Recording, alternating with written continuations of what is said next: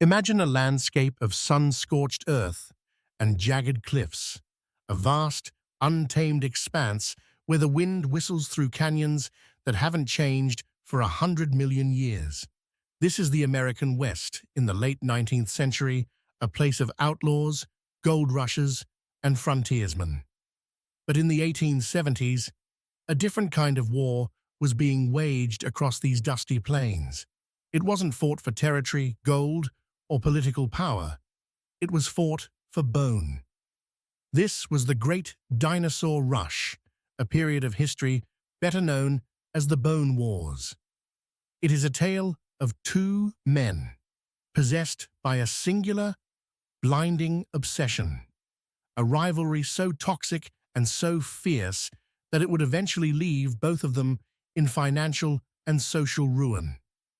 Yet through their mutual hatred, they would drag the ancient world out of the shadows and change the face of science forever. To understand the Bone Wars, we must first meet our two protagonists, or perhaps our two antagonists. In the red corner, we have Edward Drinker Cope.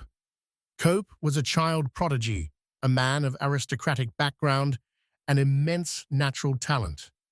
He was quick-witted, impulsive, and possessed a memory that could catalogue thousands of species at a glance. He was a man of the field, comfortable with a rock hammer in his hand and dirt under his fingernails.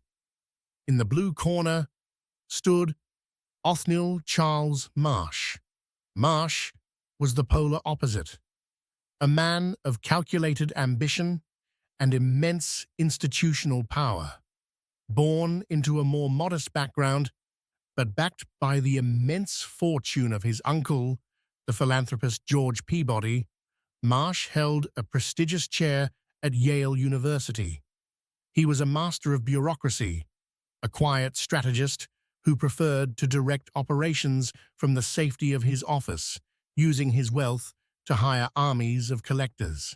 In the beginning, they were actually friends. They spent time together in Berlin, exchanging ideas and even naming species after one another. But the seeds of bitterness were sown early. In 1868, during a visit to a marl pit in New Jersey, Cope showed Marsh his latest find. While they walked together, Marsh secretly bribed the pit owners to send any future fossils directly to him at Yale, bypassing Cope entirely.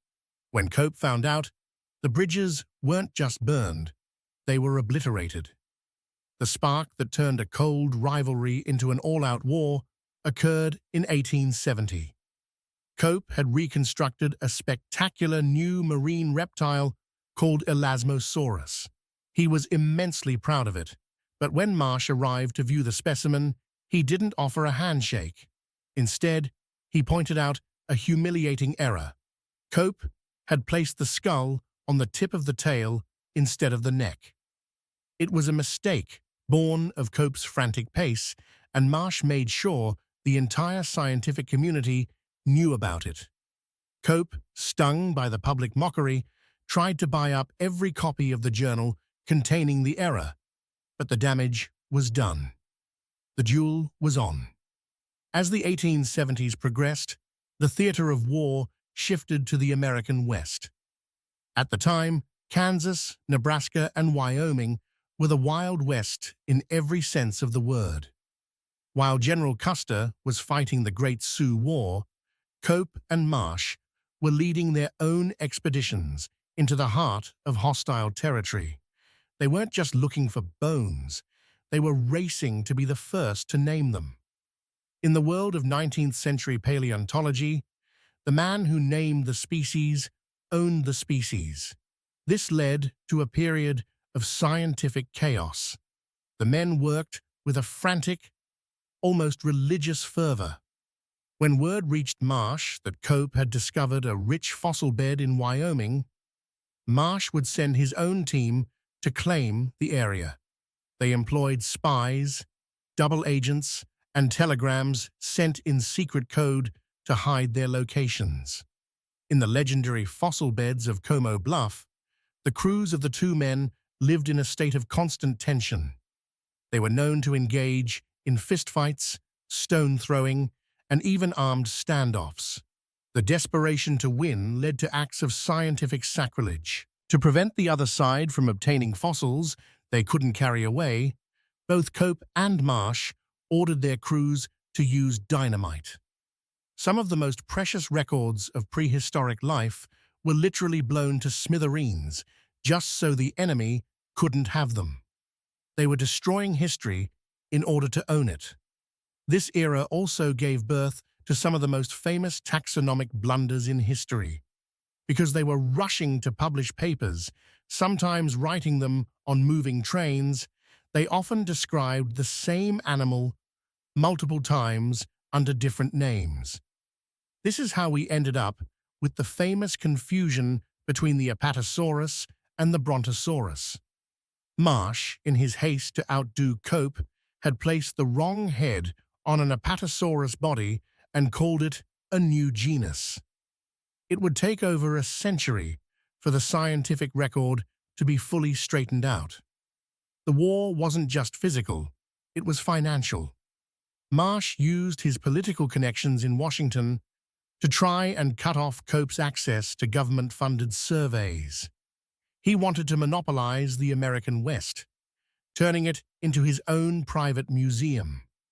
Cope, meanwhile, spent his entire inheritance, hundreds of thousands of dollars, to keep up with Marsh's spending. By the 1880s, the rivalry had become a war of attrition. Both men were running out of money, but neither was willing to blink. The final, most explosive chapter of their feud began in 1890. Cope, feeling cornered and desperate, decided to go for the jugular.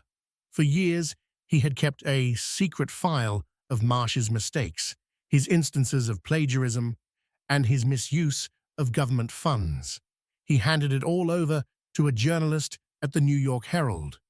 The resulting headline was a bombshell: "Scientists wage bitter war."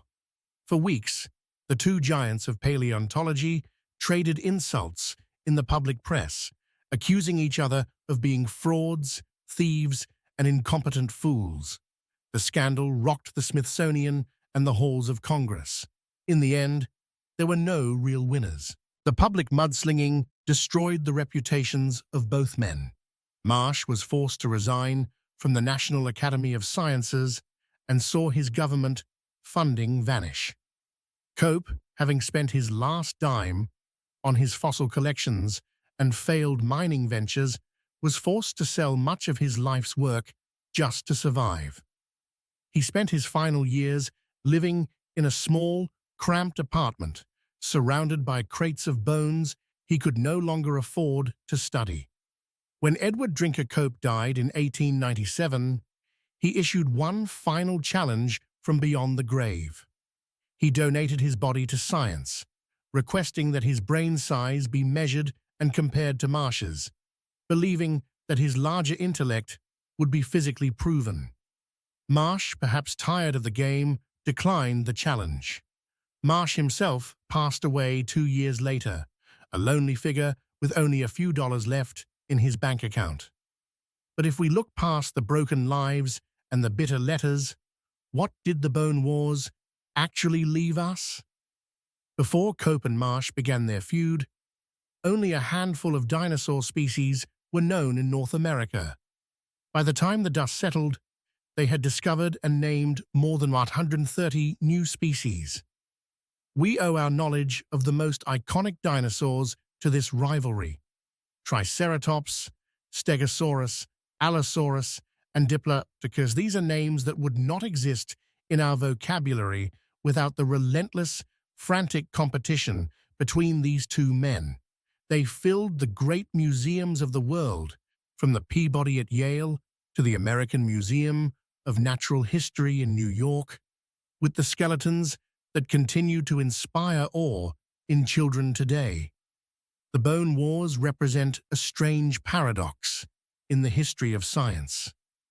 It was a period defined by the worst of human nature: greed, vanity, and malice. Yet it was also a period of unparalleled discovery. It proves that sometimes the most noble of pursuits, the quest for knowledge, is driven by the least noble of human impulses. Cope and Marsh didn't just find bones. They unearthed a lost world, even if they had to burn their own worlds down to do it. As we look at the towering skeletons of the Jurassic period today, we see the majesty of evolution, but we should also see the shadows of two men who hated each other more than they loved the truth.